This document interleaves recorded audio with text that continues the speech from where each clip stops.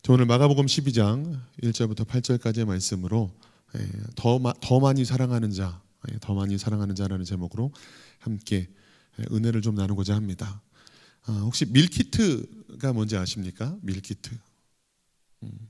꽤 좀 활용해서 많이 사용해 보신 분들도 계실 거고, 그게 뭐야 하시는 분들도 아마 계실 것 같습니다. 밀키트는 아마 들어보신 분들이 좀 있을 것 같은데, 그러면 쯔위프트라는 말은 혹시 들어보셨을까요? 쯔위프트. 굉장히 부담스러운 반응이. 네. 밀키트라고 하면 사진 좀 보여주시겠어요? 밀키트라고 하면 식사를 의미하는 밀과 키트, 세트라고 하는 단어가 조합된 말입니다. 손질된 식재료와 믹스된 소스를 이용해서 쉽고 빠르게 요리를 할 수 있는 식사 세트, 식사 키트입니다. 신선한 재료를 직접 요리해서 외식보다 저렴하면서도 건강한 식사를 할 수 있고, 재료를 구입하고 손질하는 시간들이 줄어든다라고 하는, 시간이 절약된다라는 장점이 있습니다. 코로나 이전에 이미 등장을 했었는데, 코로나로 인해서 집 밖에 나가서 음식을 먹는 것이 어려웠던 때가 있었잖아요. 그리고 사람들과 먹는 것이 어려워지다 보니까, 사람들과 어울려서 먹는 것이 어려워지다 보니까 매출이 폭발적으로 증가했고 계속해서 늘어가는 추세입니다. 쯔위프트가 뭔지 혹시 아십니까? 라고 질문을 드렸는데, 쯔위프트 사진을 한번 보여주시겠어요? 네. 쯔위프트는 고정된 로라에 센서를 연결해서 컴퓨터나 모니터를 통해, 사진도 보시면 모니터 화면을 보면서 가상으로 라이딩을 할 수 있는 어떤 자전거 시뮬레이션이라고 생각하시면 조금 더 이해가 쉬울 것 같습니다. 전 세계 사람들과 온라인으로 플레이를 할 수 있고요. 꽤 현실감 있게 만들어져서 언덕 구간에서는 자전거 타고 오르막길을 올라 보신 분들은 아실 테지만 그냥 똑바로 이렇게 못 올라가잖아요. 힘들어서 막 이렇게 몸을 좌우로 흔들면서 간신히 반동을 이용해서 올라가는데, 이 센서가 그 동작을 감지해서 모니터에 있는 자전거 타는 내가 막 이렇게 양쪽으로 움직이기도 하고, 또 자전거를 타시는 분들은 이상하게 꼭 내리막길에서 이렇게 팔을 이렇게 벌리면서 이렇게 막 그 공기 저항을 느끼는 이렇게 타시는 분들이 있는데, 그런 것들도 센서가 인식을 해서 그 자전거 자세로는 에어로 자세다라고 표현을 하더라고요. 그래서 그 자세까지도 모니터에 있는 그 가상의 내가 취하는 것들을 볼 수 있습니다. 그래서 코스들도 예를 들면 경복궁 앞길, 한강, 무슨 길, 영국의 어떤 길 해서 실제로 그 도로, 그 지역에 최대한 거의 비슷하게, 거의 같게 구현을 해놨고, 전 세계 사람들이 동시에 그 트랙을 같이 달리면서 속도에 따라서 순위가 바뀌기도 하고 하는 그런 가상 시뮬레이션입니다. 2021년 5월 기준으로 전 세계 200여 개국에서 약 250만 명의 회원이 가입해서 이 쯔위프트라는 자전거 시뮬레이션을 즐기는 것으로 조사가 되었습니다. 전에 나 혼자 산다라는 프로그램에서 배우 박은석 씨가 하는 것들을 TV에서 보여주기도 했었습니다. 밀키트가 비대면의 시대에 어떤 시대에서 변화되고 있는 우리의 삶의 모습을 보여주고 있다면, 쯔위프트를 통해서는 그 단절된 사람들이 단절된 모습 속에서 어떻게든 누군가와 연결되려고 하는 사람들의 어떤 모습들을 보여주는 거라고 생각할 수 있습니다. 그런데 코로나가 앞당긴 이런 특수한 상황들 속에서 사람들은 어떻게든 연결되려고, 그 단절에서 벗어나려고 노력하는 모습들이 보여졌죠. 밀키트를 통해서도 어떻게든 밖에 나가서 먹고 싶다, 어떤 장소적인 제한을 뛰어넘은 거라면, 쯔위프트는 그 단절을 넘어서 누군가와 연결되고 싶다는 사람들의 생각, 사람들의 어떤 욕망들이 발전한 거죠. 어떻게든 연결되려고 노력해보는 모습들이다라고 할 수 있는 거예요. 그런데 우리는 신앙인이잖아요. 그럼 나는 하나님과 어떻게 연결되려고 발버둥치고 있는가? 하나님과 어떤 식으로든 연결되기 위해 어떤 노력을 하고 있는가라고 하는 것들을 생각해 볼 수 있어야겠다라고 하는 거예요. 코로나가 야기한 비대면이라는 상황 속에서 어떻게든 다른 사람들과 연결하기 위해서 취했던 모습이 쯔위프트로 보여졌다면, 그런데 이상하게도 하나님과의 끊어진 연결들, 하나님과의 단절된 것들을 연결하기 위한 우리의 노력들은 그다지 보이지 않는 것 같더라라고 하는 거예요. 이제는 마스크도 벗었고 더 이상 코로나를 의식하는 일들이 그렇게 많지 않은 것 같습니다. 의식하지 않고 살고 있어요. 그럼에도 불구하고 이제 요즘에 미세먼지가 하도 안 좋다 보니까 마스크를 쓰시는 분들이 꽤 많이 있긴 합니다만, 그것은 미세먼지나 초미세먼지 때문이지 분명 코로나 때문은 아닌 것 같아요. 그럼에도 불구하고 여전히 코로나가 한참일 때처럼 예배의 자리나 우리의 신앙의 모습들은 그렇게 나타나고 있더라라고 하는 거예요. 사단이 끊임없이 하나님과 우리와의 관계를, 우리와의 연결을 끊어놓으려고 하는, 우리와 교회와의 연결을 끊어놓으려고 하는 이러한 일들을 우리는 꿰뚫어 볼 수 있어야 된다라고 하는 거예요.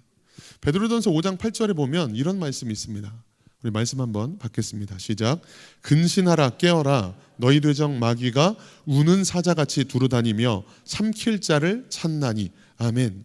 사단이 지금도 우는 사자처럼 삼키려고, 우리를 먹으려고 두루 살피면서 어떻게 하면 내가 삼킬 만한 어떤 먹잇감이 어디 있을까 찾고 있다는 사실들을 우리는 잊어서는 안 됩니다.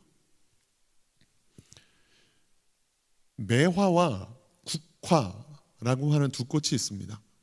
매화가 언제 피죠? 네, 이른 봄에 피죠. 그럼 국화는 언제 피죠? 가을에 피죠. 매화와 국화는 결코 같은 시간에 공존할 수 없는 꽃입니다. 좀 더 기후 이상이 나타난다면 혹시 모르겠습니다만 기본적으로는 절대로 같은 시간 안에 공존할 수 없는 꽃이죠.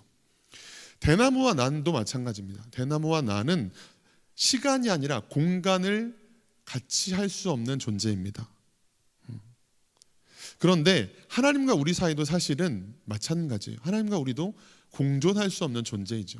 시간적으로도 하나님은 시간을 초월하신 분이고 우리는 시간의 제약 속에 들어서 살고 있는 존재고, 공간적으로도 하늘들 위에 하늘들 위에 계신 그 하나님과 또 이 땅에서 살고 있는 우리들은 분명 공간적으로도 공존할 수 없는 존재들입니다. 게다가 하나님과 우리 사이에는 그 거룩하신 하나님과 죄악 가운데 출생해서 여전히 죄악 가운데 뒹굴고 있는 우리들은 절대로 공존할 수 없는 존재들이죠. 하나님과 우리와의 관계는 완전히 끊어졌고 단절되어져 있다라고 봐도 무방할 것입니다. 그런데 우리가 아담과 하와가 선악과를 따먹는 순간, 죄가 인간에게 들어오는 순간부터 그렇게 완전히 연결이 끊어졌고 단절되었는데, 그런데 그 하나님께서 어떻게든 이 관계를 다시 연결시키시고자, 어떻게든 다시 공존하시고자 하나님께서 우리와의 관계를 회복시키기 위해서 끊임없이 하나님의 사람들을 보내셨죠. 예레미야 7장 25절 26절 말씀 함께 받겠습니다. 시작. 너희 조상들이 애굽 땅에서 나온 날부터 오늘까지 내가 내 종 선지자들을 너희에게 보내되 끊임없이 보내었으나 너희가 나에게 순종하지 아니하며 귀를 기울이지 아니하고 목을 굳게 하여 너희 조상들보다 악을 더 행하였느니라. 아멘. 뭐라고 말씀하시죠? 애굽에서 너희 조상들이 나온 날부터 내가 끊임없이 내 종 선지자들을 너희들에게 보내었다. 그러나 너희가 순종하지 않았고 귀를 기울이지 않았고 돌이키지 않았다. 오히려 계속해서 악을 행하였구나라고 말씀하세요. 느헤미야에서도 동일한 말씀이 있습니다. 느헤미야 9장 26절 읽어보겠습니다. 시작. 그들은 순종하지 아니하고 주를 거역하며 주의 율법을 등지고 주께로 돌아오기를 권면하는 선지자들을 죽여 주를 심히 모독하였나이다. 아멘. 느헤미야에서도 마찬가지로 하나님은 내가 끊임없이 너희들과의 관계를 회복하고자, 너희들과 끊어진 연결을 다시 회복시키고자 내가 나의 종들을, 나의 선지자들을 계속해서 보냈고 그들을 통하여 권면하였지만 너희가 오히려 그 선지자들을 죽였구나, 그리하여서 나를 모독하였다라고 말씀하십니다. 그럼에도 불구하고 안 되니까 우리 하나님께서 그 관계를 회복시키고자 하셨던 일이 뭐죠? 아들을 보내시죠.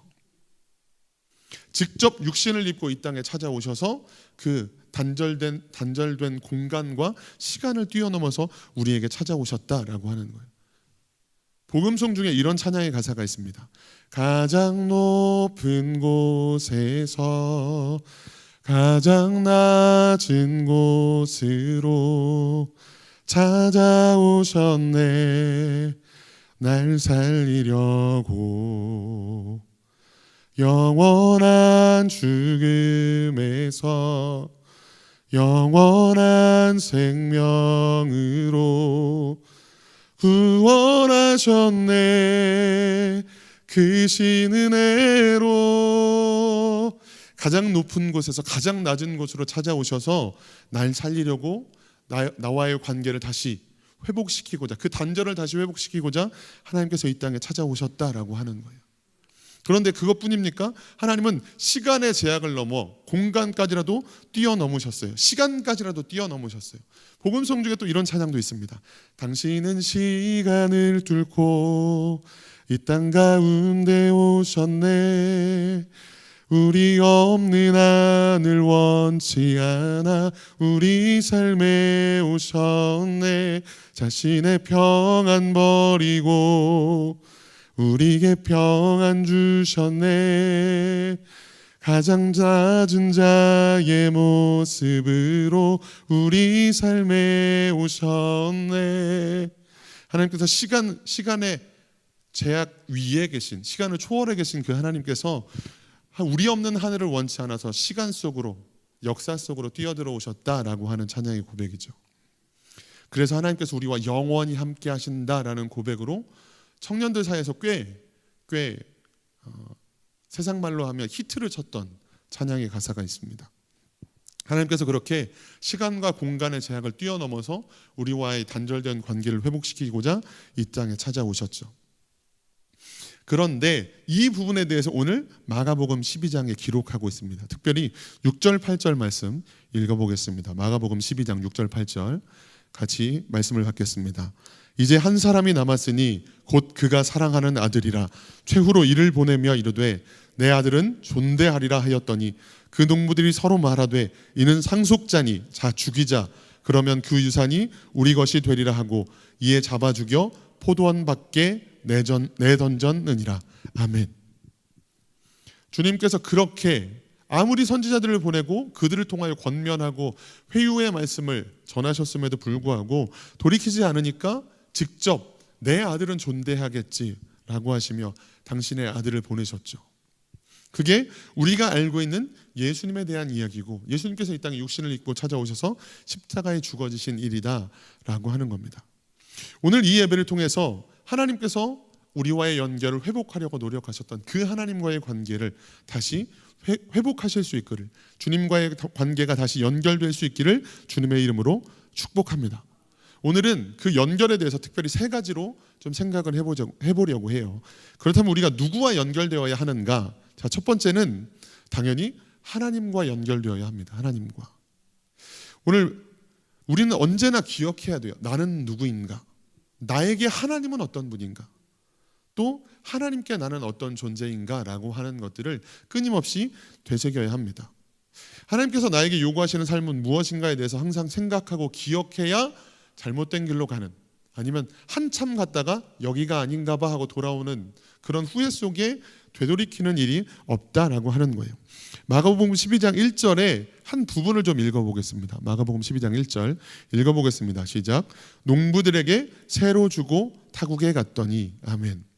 여기서 농부는 저와 여러분들이죠. 우리가 농부다라고 성경은 기록하고 있습니다. 그런데 농부들에게 새로 주고 타국에 갔다라고 하는 이 부분만 읽어보면 주인에게 세를 내는 사람으로, 주인이 따로 있고 내가 농부라면 무언가 갑과 을의 존재처럼 보여집니다. 이 말씀만 보면 뭔가 부당해 보이고 주인에게 일방적으로 착취를 당하는 것처럼 느껴지는 게 한 부분의 말씀이죠. 그러나 1절 전문을 보면 전혀 다른 의미가 됩니다. 마가복음 12장 1절 읽어보겠습니다.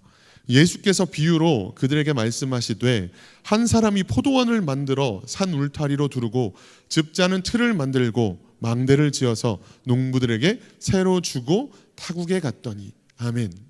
농부들에게 새로 주고 타국에 갔다라고 하는 장면만 보면 주인과 종, 갑과 을처럼 보였지만 처음부터 읽어보면 한 사람이 포도원을 만들었어요. 그리고 산 울타리로 그 포도원을 둘렀고 즙자는 틀을 만들어서 포도가 결실을 맺으면 그것으로 포도즙을 짤 수 있는 도구까지도, 그 모든 기반까지도 마련해 두었습니다. 또 누군가 도적이 올까, 혹시 밤에 어떤 그 사나운 짐승들이 올까, 여러 가지 이유들로 망대도 지어놔서 여러 가지로 보초를 쓸 수도 있고 다른 피해를 입지 않도록 그런 최소한의 장치들까지라도 다 제반 사항들을 마련해 두었다라고 하는 거예요. 그리고 나서 농부들에게 이 포도원을 새로 주고 타국에 갔다라고 이야기를 합니다. 다시 말씀드리면 하나님은 이 모든 것들을 농부에게 베풀어 주었다라고 하는 거예요. 주인이 이 농부에게 모든 것을 베풀어 주었죠. 우리가 누리고 있는 모든 것들이 다 하나님께로부터 온 것이다라고 하는 것들을 생각할 수 있어야 돼요. 천지 만물을 창조하시고 에덴 동산을 지은 이후에 아담과 하와를 그곳에 두셨죠. 근데 이 장면 속에 모든 것을 다 내어주신 하나님께서 에덴 동산의 모든 것 니네 맘대로 해, 맘대로 따먹어, 하지만 선악과만은 따먹지 말아라 라고 하는 장면이 떠오르지 않으세요? 농부들에게 새로 주고 떠나는 그 주인은 포도원을 만들고 울타리로 두르고 줍지 않은 틀을 만들고 망대까지라도 지어서 그들에게 주었다라고 하는 거예요. 그런데 마치 선악과의 이야기처럼 선악과 하나만 따먹지 말아라 라고 했는데 그것마저라도 싫어서 뱀의 꾀임에 넘어가죠. 어떻게든 저것도 내가 먹고 싶어 라고 하는 게 아담과 하와의 모습이었다고요. 뱀이 꿰어서 넘어가긴 했습니다만 사실 욕심이 없으면 아무리 유혹해도 넘어가지 않는 거죠. 배부른 사람에게 아무리 맛있는 것을 갖다 줘도 그는 뭐 맛있어 보이긴 하는데 너무 배불러서 잘 먹고 싶지 않은데 라고 하는 게 보통 사람들의 반응입니다. 내가 그것을 갖고 싶으니까, 내가 그것을 먹고 싶었으니까 유혹에 넘어간 거지, 그것에 대한 아무런 마음이 없다면, 탐심이 없었다면 결코 넘어가지 않았을 거다라고 하는 거예요. 게다가 마가복음 12장 2절을 보면 또 다른 것이 보입니다. 12장 2절 말씀 읽어보겠습니다. 때가 이름에 농부들에게 포도원 소출을 얼마를 받으려고 한 종을 보내니. 아멘. 한글 성경에서는 단순히 때라고만 기록되어 있습니다만 원어에서 보면 저 때 앞에 정관사가 붙어 있습니다. 그래서 단순한 때가 아니라 그때라고 하는 특별한 시간을 의미하는 단어가 돼요.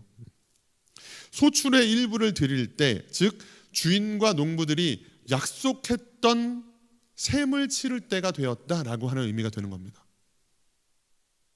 하나님은 언제나 우리에게 무리한 요구를 하시는 것처럼 보이지만 사실은 그 모든 것을 우리에게 주신 분이라는 사실을 기억해야 하고 또 그 중에서도 언제든 소출 얼마를 받으려고 하신다, 약속한 시간에, 약속한 기일에 라는 의미가 되는 거예요. 아이들에게 과자를 달라고 해보신 적이 아마 분명 있으실 겁니다. 손주가 되었든 자녀가 되었든 많이 있을, 조카가 되었든 모두가 경험이 있을 텐데 엄마나 아빠가 과자를 사주고 엄마 하나만, 아빠 하나만 이렇게 하면 대부분 그거 아까워서 못 주는 아이들의 모습을 발견하게 되죠. 뭐 규민이도 그렇고 규현이도 그렇긴 합니다만, 근데 마치 그 하나가 아까워서, 엄마 아빠가 사준 과자 하나를 주는 게 아까워서 그거 아까워하고 막 이렇게 싫은 표정을 하는 어린아이의 모습이 마치 하나님 앞에서 저와 여러분들의 모습일 때가 너무나 많이 있다라고 하는 거예요. 그거 준다고 아이가 과자를 내밀면 엄마나 아빠가 과자를 먹나요? 아니죠. 그냥 내미는 것만으로 너무 기뻐서 아니야, 아빠는 괜찮아, 너 먹어, 엄마는 괜찮아, 너 먹어 하는 게 보통 부모님의 모습이죠. 아니면 먹는 신용을 한다거나 그렇게 하고 다시 아이들에게 내어주고 또 다른 것들로 사주고자 하는 게 보통 부모님의 마음입니다. 근데 하나님 앞에서 우리들의 모습이 딱 이런 경우가 너무나 많이 있다라고 하는 거예요. 하나님께서 무언가 달라고 하시면 하나님 저 지금 얼마 없는데 이거 달라고 하시면 어떡해요? 라고 하는 게 보통 우리들의 모습이더라라고 하는 거예요. 사랑하는 가재울 성천교회 성도 여러분, 하나님과 연결되어 계십니까? 우리가 누리고 있는 모든 것들이 하나님께로부터 왔다는 사실을 인정하십니까? 그렇다면 기쁨으로 들으실 수 있기를 주님의 이름으로 축복합니다. 그것이 물질뿐만 아니라 시간과 내 건강과 모든 것이 되실 수 있기를 주님의 이름으로 축복합니다. 그래서 단절된 하나님과의 관계가 다시 연결되실 수 있기를, 다시 회복되실 수 있기를 주님의 이름으로 축복합니다. 자, 두 번째로 우리가 연결되어야 할 존재는 담임 목사님입니다. 담임 목사님. 오늘 본문을 보면 놓치기 쉽지만 중요한 존재가 있습니다. 그것은 바로 주인이 보낸 종들이에요. 자, 마가복음 12장 2절부터 5절 말씀입니다. 읽어보겠습니다. 12장 2절부터 5절 시작. 이거 없나요? 때가 이름에 농부들에게 포도원 소출 얼마를 받으려고 한 종을 보내니 그들이 종을 잡아 심히 때리고 거저 보내었거늘 다시 다른 종을 보내니 그의 머리에 상처를 내고 능욕하였거늘 또 다른 종을 보내니 그들이 그를 죽이고 또 그 외 많은 종들도 더러는 때리고 더러는 죽인지라. 아멘. 주인이 끊임없이 종들을 보내죠. 주인이 보내는 종들은 잊고 있었던 주인이라는 존재, 주인과 나와의 관계를 상기시켜주는 역할을 합니다. 본문에서는 힘없이 맞고 죽임당하고 있지만 사실은 농부와 주인 사이에서 중보자의 역할을 하기도 하는 것이 종이라는 존재입니다. 마치 모세처럼요. 출애굽기 32장 31절에서 32절 말씀입니다. 읽어보겠습니다. 모세가 여호와께로 다시 나아가 여짜오되 슬프도소이다. 이 백성이 자기들을 위하여 금신을 만들어 싸우니 큰 죄를 범하였나이다. 그러나 이제 그들의 죄를 사하시옵소서. 그렇지 아니하시오면 원하건대 주께서 기록하신 책에서 내 이름을 지워버려 주옵소서. 아멘. 하나님과 백성들 사이에서 하나님께서 보내신 종의 역할을 감당하는 게 모세였죠. 그 모세가 지금 뭘 하고 있죠? 하나님과 백성 사이의 관계에 대해서, 특별히 하나님 이 백성을 불쌍히 여겨달라고, 이 백성을 구원해달라고, 차라리 내 이름을 생명책에서 지우실지언정 이 백성을 사해달라고 중보하고 있는 장면이 보여집니다. 나에게 하나님은 누구인가, 하나님은 나에게 어떤 분이신가를 끊임없이 상기시켜주는 존재가 바로 이 종이다라고 하는 거예요. 또한 내가 누리고 있는 모든 것들이 어디로부터 왔는가, 누구에게서부터 왔는가라고 하는 사실들도 끊임없이 상기시켜주는 거죠. 그것을 잊어버리는 순간 내 정체성을 망각하고 종을 그냥 때리고 가두고 죽이기까지 하게 된다라고 하는 거예요. 그래서 우리가 하나님과 연결되는 것도 중요하지만 하나님께서 보내신 종, 하나님의 사자 담임 목사님과 연결되는 것이 이래서 중요하다라고 하는 거예요. 하나님은 그런 존재로, 하나님이 누구신가, 하나님과 나와 어떤 관계인가, 나는 하나님에게 있어서 누구인가라고 하는 것들을 끊임없이 상기시켜주는 존재로 담임 목사님을 우리에게 보내주셨다라고 하는 거예요. 그래서 담임 목사님을 위해서 기도하는 게 너무너무 중요한 겁니다. 왜요? 그것은 결국 나를 위한 기도이기 때문이에요. 담임 목사님을 위해서 기도하는 것이 결국 나를 위한 기도다라고 하는 거예요. 왜냐하면 담임 목사님께서 만약 하나님께서 보내신 뜻대로 말씀을 전하시지 않는다면 나는 자연스럽게 주인의 존재를 잊게 될 거고 주인과 나와의, 하나님과 나와의 관계를 망각하고 잃어버리게 될 거다라고 하는 거예요. 성경에 보면 우리가 잘 아는 니느웨에 보내진 하나님의 사람이 있습니다. 누구죠? 요나죠. 하나님께서 요나를 니느웨 성에 가서 회개의 메시지를 선포하라고 명령하십니다. 그런데 요나가 싫다고 거절해요. 그러면서 다시스로 갑니다. 물론 결국 하나님의 인도하심 가운데 그가 물고기 뱃속에 들어가면서 다시 돌이켜서 니느웨로 가게 되긴 합니다만, 만약 하나님께서 보내신 주의 사자가, 주의 종이 저 성도는 너무 하는 짓이 너무 미워가지고 하나님 말씀 안 전할래요. 만약 그렇게 한다면 어떻게 하시겠어요? 만약 하나님의 말씀을 전하고 싶은데 하나님의 말씀을 깨닫지 못해서 정작 하나님의 말씀을 대언하지 못하신다면 어떻게 되겠습니까? 그래서 우리가 끊임없이 담임 목사님이 온전히 하나님의 말씀을 대언하실 수 있도록, 성령의 사람이 되어지실 수 있도록 기도하는 것이 필요하다라고 하는 거예요. 이건 다른 누군가를 위해서가 아니라 바로 나를 위해서 기도하는 거다라고 하는 겁니다. 게다가 주인이 보낸 종들의 말에 귀를 기울이지 않았던 농부들의 최후가 어떻게 되느냐, 오늘 본문 9절 말씀에 기록되어 있습니다. 마가복음 12장 9절 읽어보겠습니다. 시작. 포도원 주인이 어떻게 하겠느냐, 와서 그 농부들을 진멸하고 포도원을 다른 사람들에게 주리라. 아멘. 하나님께서 우리에게 보내신 주의 사자를 위해서 계속해서 기도해야 합니다. 그렇지 않다면 내가 깨닫지 못하게 되었을 때, 내가 돌이키지 못하게 되었을 때 끊임없이 하나님의 존재에 대해, 하나님과 나와의 관계에 대해 잊어버리고 망각하게 된다면 나는 바로 심판을 피하지 못하게 되어진다라고 하는 거예요. 담임 목사님을 위해서, 또한 리더들을 위해서 기도하는 일들이 그래서 중요하다라고 하는 거예요. 여러분들 자신을 위해서도 담임 목사님을 위해 계속해서 기도하시기를 주님의 이름으로 축복합니다. 마지막 세 번째로 우리가 연결되어야 하는 또 다른 것은 바로 공동체입니다. 공동체. 하나님은 사람을 통해서 일하시죠. 그리고 공동체를 통해서 일하십니다. 오늘 본문에서 우리가 놓치기 쉬운 것 중에 또 한 가지는 농부들 중에 한 사람만이라도 자신의 정체성을 알았다면 어떻게 되었을까라고 하는 거예요. 주인과 자신의 관계를 정확히 인지하고 있는 사람, 자신의 정체성을 정확히 아는 사람이 그 농부들 중에 한 사람도 없더라라고 하는 거예요. 그걸 깨우쳐주는 사람이 한 사람도 없었습니다. 내가 누구와 함께 있는가, 내가 어떤 공동체에 속해 있는가가 그래서 사실은 되게 중요한 거예요. 신앙의 컨디션이 좋을 때는 때로 혼자여도 문제가 없는 것처럼 보입니다. 아니, 혼자여도 좋을 때가 있고 문제가 없는 것처럼 보일 때가 있지만, 그런데 컨디션이라는 건 절대로 계속해서 유지하는 게 어려운 법이죠. 새벽마다 나와서 기도하는 그런 것도 가능할 때가 있긴 합니다만, 내가 무언가 실망했을 때, 낙심했을 때 계속해서 혼자서 기도한다는 게 가능한 일인가요? 너무너무 어렵죠. 신앙의 컨디션이 좋을 때도 새벽마다 나와서 기도한다는 건 분명 어려운 일입니다. 그런데 혼자서 그 컨디션을 유지해 나간다는 건 더더욱 어려운 일이다라고 하는 거예요. 게다가 나 혼자라면 내가 가는 길이 바른 길인지, 내가 지금 잘 걷고 있는지 알 수가 없습니다. 내 신앙이 어느 정도인지, 내 믿음이 어느 정도인지 확인할 방법이 없어요. 다른 사람들과 같이 신앙생활을 하게 된다면, 와, 저 사람은 어떻게 저렇게 기도할 수 있지? 어떻게 저렇게 예배를 드릴 수 있지? 어떻게 하나님께 저렇게 드리고 또 드리고도 기쁨으로 감사함으로 신앙생활을 할 수 있지? 누군가 공동체가 있다면 비교가 되면서, 아, 내가 지금 나는 꽤 많이 드렸다고 생각했는데 그게 아니었구나. 나 더 열심을 내야 되겠네. 나 더 하나님과 더 가까워지고 싶어 라고 하는 여러 가지 도전과 동료가 되는 일들이 있겠죠. 게다가 좀 더 구체적인 설명을 드리면 이런 거예요. 만약에 제가 혼자서 앞을 향해서 걸어가고 있습니다. 열심히 좌우로 눈을 돌리지 않고 똑바로 정면을 향해서 걸어가고 있어요.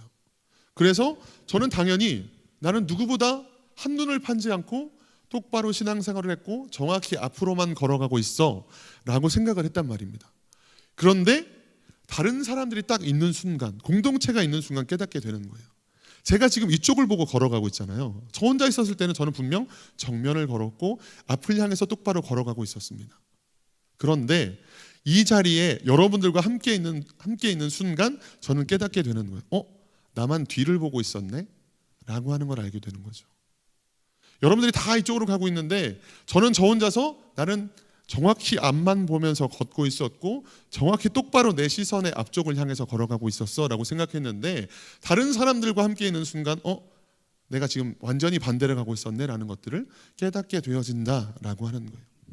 결국 누군가가 있어야, 공동체 안에 있어야만 내 신앙의 모습들을 점검하고 돌이켜볼 수 있다라고 하는 거예요. 게다가 우리 주님은 이런 말씀도 하셨습니다. 마태복음 18장 20절입니다. 읽어보겠습니다. 두세 사람이 내 이름으로 모인 곳에는 나도 그들 중에 있느니라. 아멘. 그런데 지금은 어떻죠? 혼자서 신앙생활해도 된다라고 하는 게 사람들의 뇌리에 코로나 기간 동안 박혀버렸습니다. 온라인으로 예배를 드리는 것, 물론 여러 가지 사정이나 상황, 몸이 불편해서 온라인으로 드리는 경우도 있긴 하겠습니다만, 분명 나올 수 있음에도 불구하고 나 혼자서도 나는 분명히 예배를 드렸다라는 당위성과 합리성으로 그렇게 혼자서 신앙생활을 하고 혼자서 예배를 드리는 모습들이 우리 안에 너무 많아졌다라고 하는 거예요.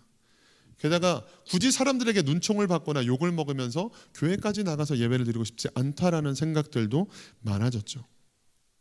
성경은 이미 마지막 때에 일어날 일들을 예언해 두었습니다. 특별히 모이기를 패하는 시대가 될 것이다 라고 이야기하셨습니다. 히브리서 10장 25절이에요. 읽어보겠습니다. 모이기를 패하는 어떤 사람들의 습관과 같이 하지 말고 오직 권하여 그날이 가까움을 볼수록 더욱 그리하자. 아멘. 여러분, 코로나가 찾아오기 이전에 우리가 이런 식으로 예배를 드리게 될 것이다 라고 하는 것들을 짐작한 사람이 누가 있었을까요? 온라인으로 예배드리는 사람이 이렇게 많아지게 될 거라는 걸 어떻게 상상이나 할 수 있었을까요? 그런데 이미 예언한 대로 마지막 때에 모이기를 패하는 시대가 올 거다 라고 하는 말씀이 이 시대에 정확히 이루어지게 되었다라고 하는 거예요.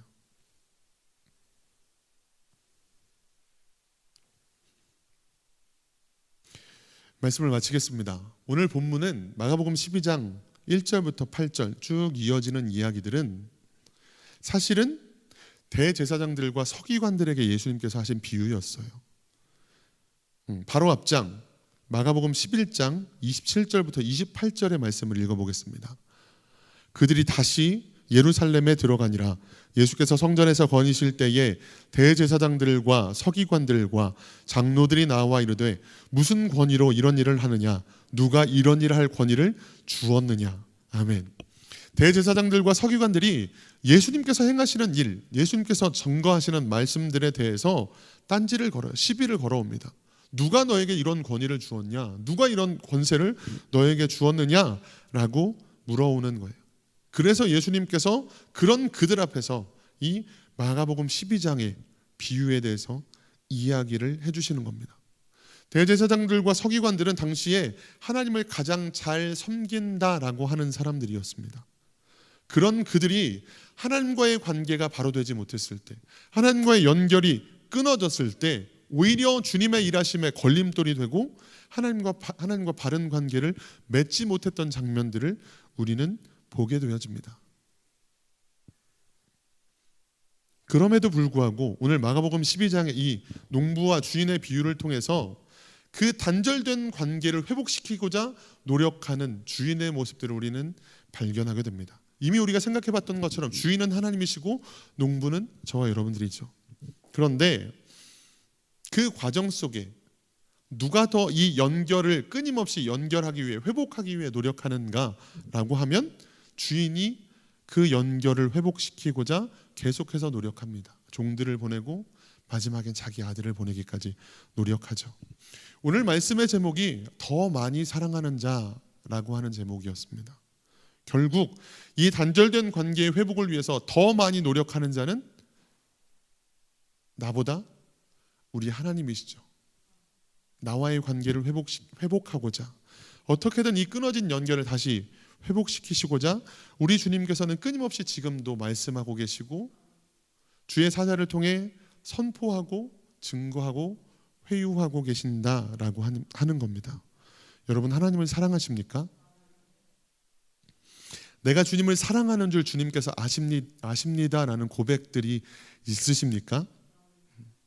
내가 과연 하나님과 온전한 관계, 하나님과 친밀한 관계를 맺고 있는지 다시 한번 점검해 보시고 또 그 희미해져가는 주님과의 관계를 회복하기 위해 먼저 움직이실 수 있기를 주님의 이름으로 축복합니다.